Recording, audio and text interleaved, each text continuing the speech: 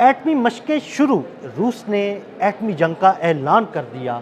इस ऐलान के साथ ही अमेरिका और इसराइल में खलबली मच गई। इस सारे मामले पर अज़हर अली ख़ान से बात करते हैं।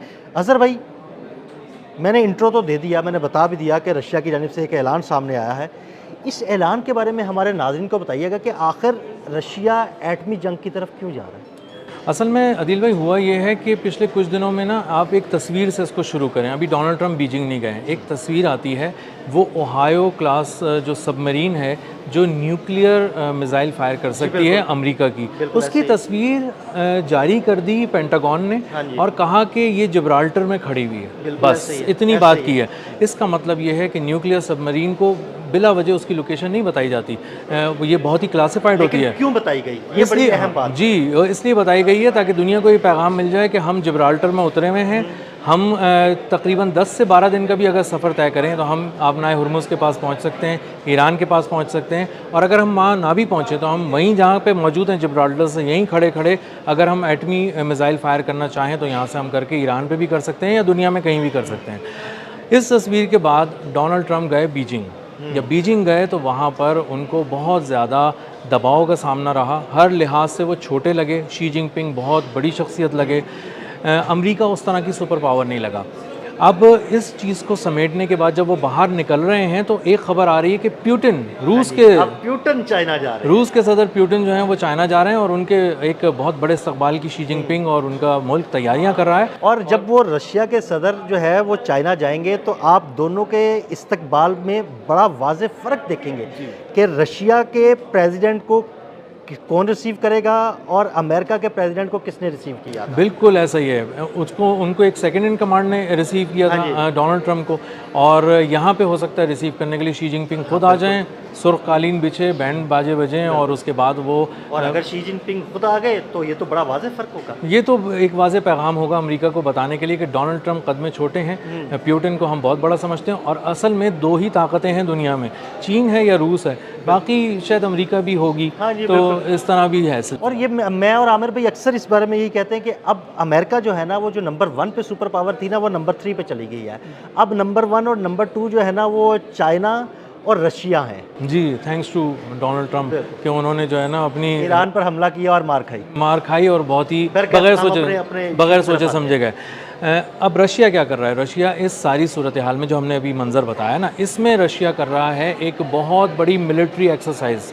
3 दिन की मिलिट्री एक्सरसाइज है, आज से शुरू हुई है, 21 मई तक जारी रहेगी। बेलारूस को उसमें शामिल किया है। बेलारूस बिल्कुल बराबर में है और बेलारूस ने कहा था कि आप अपने कुछ न्यूक्लियर वेपन्स हमारे पास रख सकते हैं, तो उन्होंने वहाँ रखे हैं। अब ये दोनों सरहदों के बीच में बैलिस्टिक मिसाइल, क्रूज़ मिसाइल चलाने का तजुर्बा कर रहे हैं, वहाँ पे मशक़ें कर रहे हैं, और ये अपने ही टेरिटरी पे जो उन्होंने एक्सरसाइज के लिए एक मुख्तस की थी रशिया ने, वहाँ पे चलाए जा रहे हैं। और इसी के साथ साथ 64,000 फ़ौजी हैं, 64,000 फ़ौजी हैं, मतलब गैर मामूली फ़ौज होती है जी, पूरी फ़ौज है। और ये किस चीज़ की तैयारी कर रही है? एटमी जंग की। मशक़ें की जाती है ना, तो उसमें 8,000, 7,000, 6,000 फ़ौजी हिस्सा लेते हैं। अगर 64,000 हैं तो ये तो आपने अपनी पूरी, एक समझ लें कि पूरी फ़ौज ही लगा दी ना। पूरी फ़ौज लगा दी। और ये ख़ास तौर पे मशक़ें किसके लिए कर रहे हैं? न्यूक्लियर अटैक की सूरत में हम करेंगे कैसे और रोकेंगे कैसे।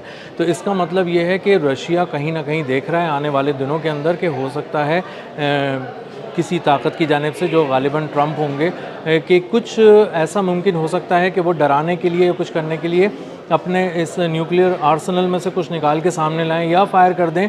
तो उस सूरत में बचना कैसे, इसकी तैयारी होनी चाहिए। कोई बैत नहीं है, वो पागल आदमी है, वो फायर भी कर सकता है किसी मुल्क पे। बिल्कुल ऐसे ही है। डोनाल्ड ट्रंप जो हैं वो हैरान कर देते हैं कभी कभी, और कभी कभी बात करके खुद ही पलट जाते हैं। तो उनको कुछ नहीं पता कि वो ओहायो क्लास सबमरीन की अगर तस्वीर इस नाजुक मोड़ पर जारी करा रहे हैं जिसका की कोई ज़रूरत नहीं थी दूर दूर तक, तो इसका मतलब ये है कि दुश्मन को ये पैगाम देना है कि तुम लोग ज़रा संभल कर रहो, हम लोग तुम पे एटमी हमला कर सकते हैं। और अगर तुम पे एटमी हमला कर सकते हैं और ये सिनेरियो बन रहा है, तो मेरे ख्याल में इस पूरी तस्वीर में रंग भरने के लिए प्यूटिन भी आए हैं और उन्होंने अपने आर्सेनल में से चीज़ें निकाली हैं। और इस वक्त तकरीबन 8,000 के करीब इक्विपमेंट वहाँ पर लगे हुए हैं मुख्तलिफ़ किस्म के, और उसमें से बहुत ही खौफनाक किस्म के जो मिसाइल हैं, ख़ास तौर पर जो ये वॉरहेड वगैरह ले जा सकते हैं, इन सब चीज़ों का तजुर्बा किया जा रहा है। और बेलारूस को उसमें शामिल किया गया है। और इस गैर मामूली एक्सरसाइज को करके दुनिया को ये पैगाम दिया गया है वाज़े तौर पे कि हम एटमी जंग की तैयारियां कर रहे रहे हैं, इसका मतलब ये है कि कुछ होने वाला है।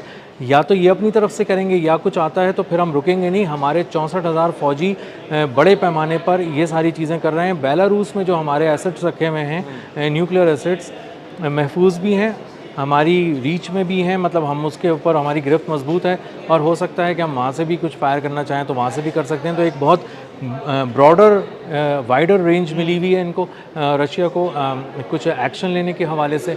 और ये एक वाज़ेह और दो टोक पैगाम है पुतिन की तरफ से। तो अज़हर भाई, ये पुतिन की तरफ से एक वाज़ेह पैगाम है, वो मशक़ें कर रहे हैं, अमेरिका इसको किस तरह देख रहा है? अमेरिका जो है वो असल में इसको अभी इस तरह से देख रहा है कि वो अभी इंतज़ार कर रहा है ईरान का। असल में उसको ईरान के जवाब का इंतज़ार है और असल में ईरान के भी जवाब का इंतज़ार नहीं है। असल में वो अपनी ताकत खो चुका है हमला करने के हवाले से। जो भी इंटेलिजेंस रिपोर्ट्स डोनाल्ड ट्रंप को दी गई हैं ना, वो बाहर आकर कुछ भी बोलते रहें, लेकिन जो इंटेलिजेंस रिपोर्ट्स हैं उनमें वाज़ेह तौर पे लिखा है कि जो ईरान का यूरेनियम है, जो ईरान के एटमी मवाद है, किसी भी तरह का बैलिस्टिक मिसाइल का निज़ाम है, ड्रोन्स हैं, कुछ भी है, वो बहुत ही नीचे छुपा हुआ है, पहाड़ों के अंदर है, कम से कम 500-700 मीटर नीचे है।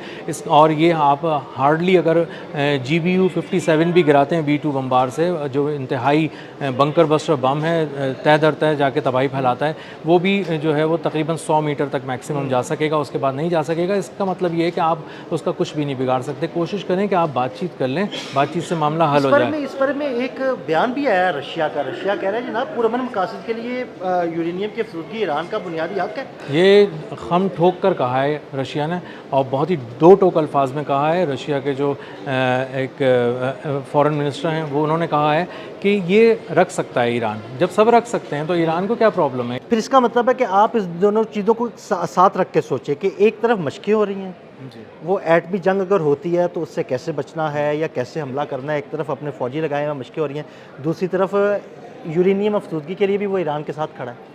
बिल्कुल ऐसा ही है। और ये एक ऐसे मौके पर है जब डोनाल्ड ट्रंप जब अब फाइनल कॉल देंगे किसी भी तरह के हमले की, तो अब वो यूरेनियम पर ही होना है, ज़्यादातर ग्राउंड इन्वेजन ही होनी है।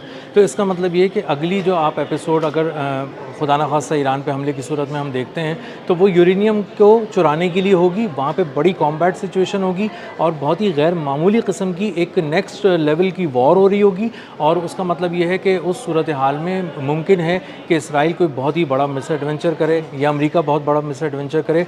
तो उसको दो तरह से शटअप कॉल दिए। एक तो ये दी है रशिया ने दो टोक अल्फाज में ये कहकर कि वो भी अपने एटमी हथियार बना सकता है, ईरान के पास पूरा हक़ है, पूरी दुनिया के पास हक़ है, तो ईरान के पास भी होना चाहिए।